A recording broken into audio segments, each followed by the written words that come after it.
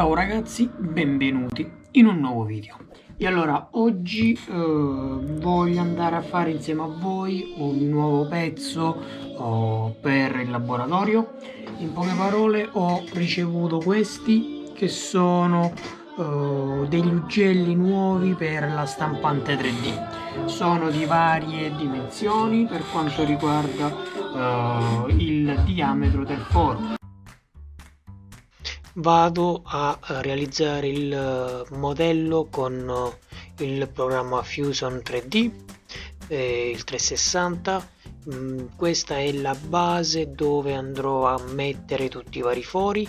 In tutto farò 3 strisce di fori per 6 mm come diametro cada uno, e alla fine verrà una mattonellina con tutti i fori dove appunto vi farò vedere ho sistemato in maniera ordinata e anche diciamo sicura, perché entrano quasi a pressione, ecco, li devo avvitare poco poco e si bloccano, così evito di perderli.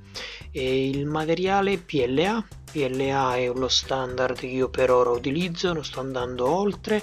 Ho un aggiornamento, ho fatto un ordine proprio oggi di PLA perché mi stava finendo, e mi sono anche messo un po' sul sicuro, perché le scorte in giro per i negozi stanno finendo. Chi ha il PLA, chi ha i vari materiali per la stampante, sta aumentando i prezzi.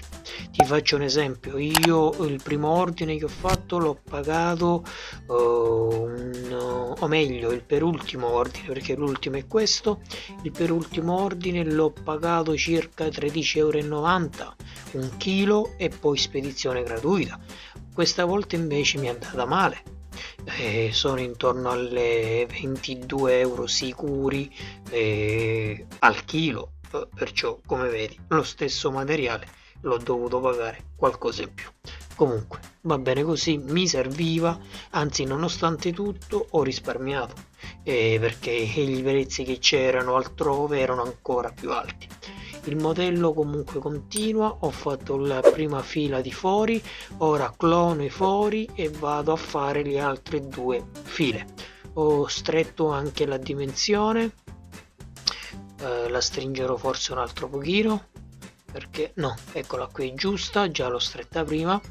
E niente ragazzi, il video finisce qui. Ora vedrai lo slishing, che è il linguaggio, diciamo il software che convertirà il linguaggio 3D in linguaggio macchina.